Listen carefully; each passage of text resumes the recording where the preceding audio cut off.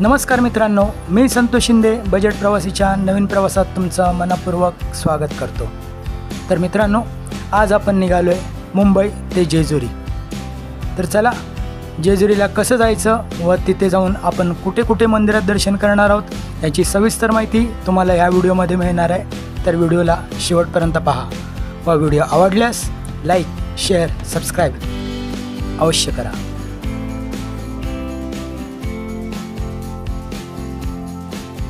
मित्रांनो, आजचा आपला प्रवास हा दादरहून सुटणारी 11027 दादर सातारा एक्सप्रेसने होणार आहे। ही एक्सप्रेस मित्रांनो काही कालावधी अगोदरपर्यंत पंढरपूरपर्यंतच चालवण्यात येत होती, परंतु कालांतराने ह्या एक्सप्रेसला सातारापर्यंत वळवण्यात आलेलं आहे। तुम्हाला जर का याबद्दलची अधिकची माहिती असल्यास मला कमेंट बॉक्समध्ये अवश्य कळवा। तर मित्रांनो, ही गाडी रात्री 11:55 दादर येथून सुटते व दुपारी 2 नंतर साताऱ्याला पोहोचते। आपला प्रवास हा पुण्यापर्यंतच होणार आहे व पुण्याला या गाडीची वेळ रात्री 3:30 आहे। आपला प्रवास हा मुंबई ते पुणे ह्या गाडीने होणार आहे व पुण्याहून पुढे जेजुरीपर्यंत आपला दुसऱ्या गाडीने प्रवास होणार आहे व त्याबद्दलची माहिती मी तुम्हाला पुण्याला पोहोचल्यावर देतो।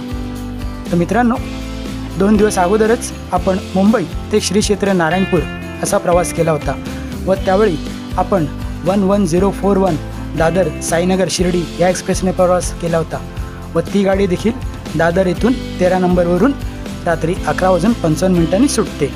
म्हणजेच मित्रांनो, मुंबईहून पुण्याकरता तुम्हाला रात्रीचा प्रवास करायचा असल्यास तुम्हाला ही गाडी आठवड्यातून 7 दिवस उपलब्ध आहे। मित्रांनो, आपण प्रवास करत असलेली 11027 ही गाडी दादर येथून रात्री 11:55 सुटून पुणे, दौंड, पंढरपूर, मिरज, कराड मार्गे साताऱ्याला दुसऱ्या दिवशी दुपारी 2 नंतर पोहोचते। ही गाडी 700 किलोमीटरचं अंतर साधारण 14 तासात पूर्ण करते व ही गाडी आठवड्यातून 3 वार म्हणजेच सोमवार, शुक्रवार व रविवारी चालवण्यात येते।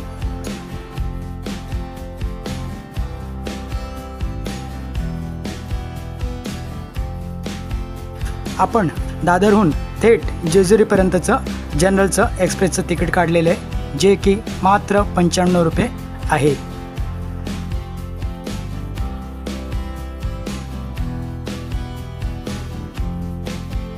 मित्रांनो, आता साधारण 3:30 वाजत आलेले आहेत व आपली गाडी पुणे स्थानकात पोचलेली आहे। मित्रांनो, आज गाडी एकदम राईट टाईम पुणे स्थानकात पोचलेली आहे। तर येथून आपण पुणे स्थानकातून बाहेर पडल्यावर बाजूलाच ST बस स्थानक आहे, तेथून देखील आपल्याला जेजुरीला जाण्याकरता दर अर्धा ते 1 तासा अंतराने बसेस उपलब्ध होणार आहे। परंतु आपला प्रवास हा पुणे ते जेजुरीपर्यंत रेल्वेनेच होणार आहे। येथून आपण 11040 गोंदिया कोल्हापूर महाराष्ट्र एक्सप्रेसने जेजुरी गाठणार आहे। मित्रांनो, ही एक्सप्रेस गोंदिया येथून सेवाग्राम, शेगाव, भुसावळ, मनमाड, दौंड मार्गे पुण्यापर्यंत येते व पुण्या येथून सातारा, कराड मार्गे कोल्हापूरला जाते। मित्रांनो, या गाडीची एक खासियत अशी आहे की ही गाडी गोंदियाहून पुण्याकडे येताना ह्या गाडीचं इंजिन हे टुवर्ड मुंबईच्या दिशेने असतं, परंतु पुण्याला आल्यावर ते इंजिन बदलून ते मागच्या दिशेने म्हणजेच कोल्हापूरच्या दिशेने लागतं। त्यामुळे अनेकदा पहिल्यांदाच प्रवास करणारे प्रवासी हे बुचकळ्यात पडतात।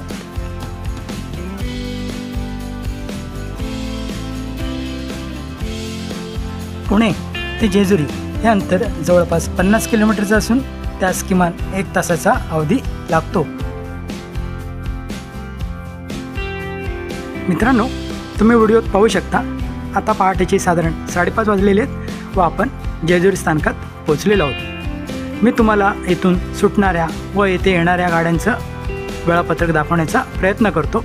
त्या व्हिडिओला तुम्ही स्टॉप करून झूम करून पाहू शकता।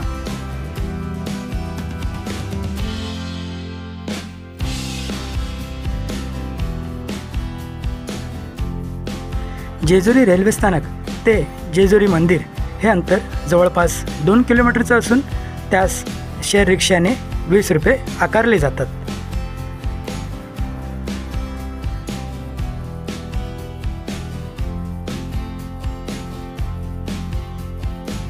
मित्रांनो, रिक्षाने जेजुरी चौकापर्यंत येऊन चौकालाच लागून असलेल्या एस टी बसस्थानकात आता आपण आलेलो. मुंबई ते श्री क्षेत्र नारायणपूर भाग 2मध्ये पुणे रेल्वे स्थानक बस डेपोतून सुटणाऱ्या बसेसचं वेळापत्रक मी तुम्हाला दाखवलेलं होतं. आता ह्यामध्ये मी तुम्हाला जेजुरीहून पुणे स्वारगेटकडे जाणाऱ्या बसेसचं वेळापत्रक दाखवत आहे.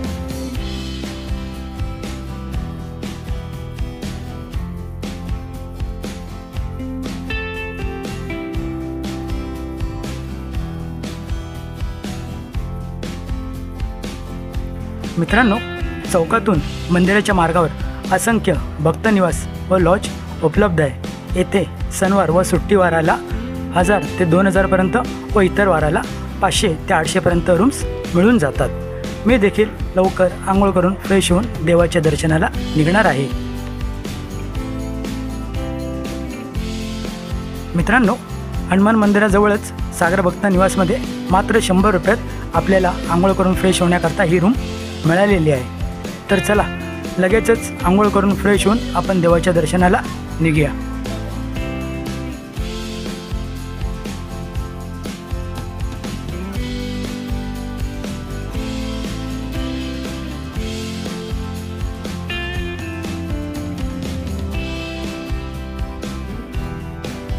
मित्रांनो, श्री खंडोबा मंदिर मार्गावर सर्वप्रथम हनुमंताचं मंदिर लागतं. तर आपण सर्वप्रथम बजरंगबलीचं दर्शन घेऊनच सुरुवात करूया.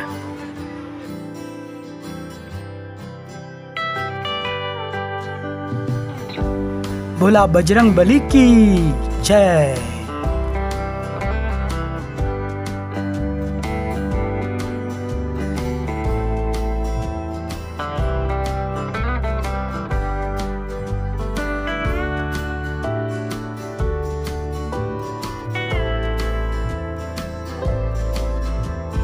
श्री खंडोबा मंदिराच्या पायथ्याशीच श्री गणेश मंदिर देखील आहे. चला, गणपती बाप्पाचं देखील दर्शन करूया. गणपती बाप्पा मोरया, मंगल मूर्ती मोरया. चला तर श्री नंदीदेवांचं दर्शन घेऊन आता आपण श्री खंडोबा मंदिराच्या पायऱ्या चढायला सुरुवात करूया.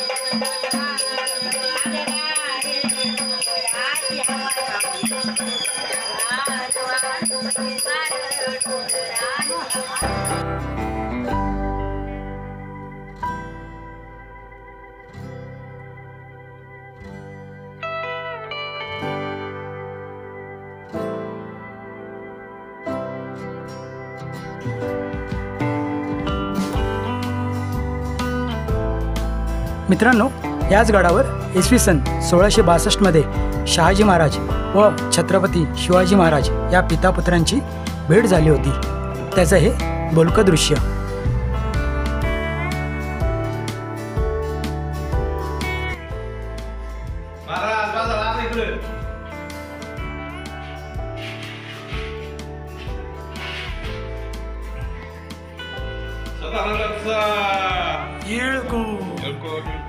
जय मल्हार.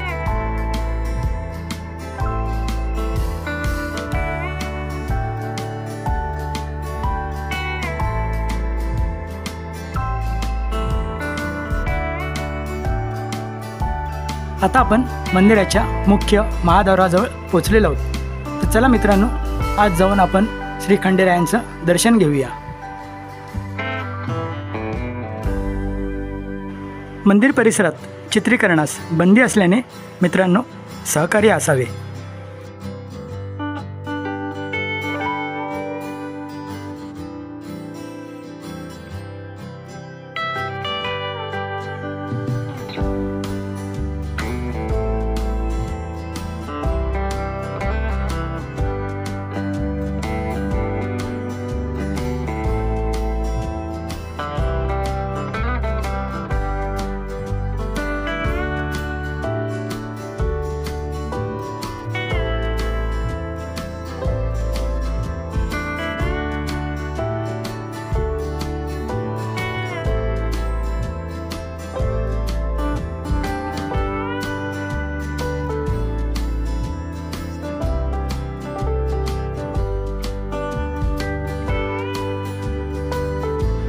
मित्रांनो, आजही येथे नवदंपत्याच्या सुखी व समाधानी जीवनासाठी गोंधळ व विविध धार्मिक विधी पार पडले जातात व येथे तळी भरण्याची देखील प्रथा आहे।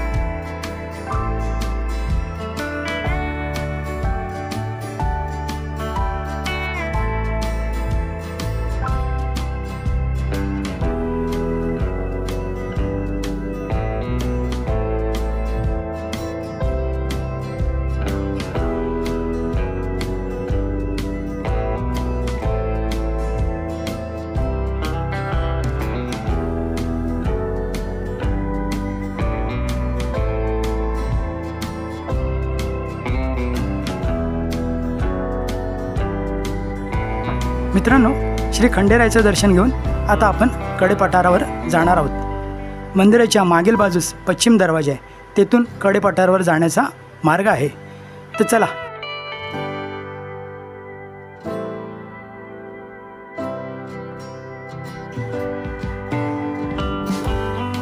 मित्रांनो, कडेपठारावर जाऊन तेथे देखील श्री खंडेरायांचं दर्शन घेऊन आपण परत फिरून अष्टविनायकापैकी एक असलेल्या मोरगावच्या श्री मयुरेश्वराचं देखील दर्शन करणार आहोत व अर्थातच आपला परतीचा प्रवास। तर हे सगळं आपण भाग 2 मध्ये पाहणार आहोत।